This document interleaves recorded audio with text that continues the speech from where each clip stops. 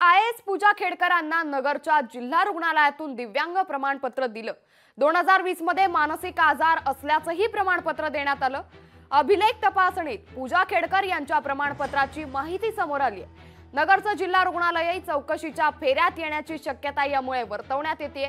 वादग्रस्त आयएस अधिकारी पूजा खेडकर यांना अहमदनगरच्या जिल्हा शासकीय रुग्णालयातून दिव्यांग प्रमाणपत्र देण्यात आल्याची माहिती समोर आली आहे। अभिलेख तपासणीमध्ये ही बाब समोर आली असून जिल्हा शासकीय रुग्णालयातून 2018 मध्ये नेत्र दिव्यांग प्रमाणपत्र आणि 2020 मध्ये मानसिक आजारी असल्याचं प्रमाणपत्र देण्यात आल्याची माहिती समोर आली आहे।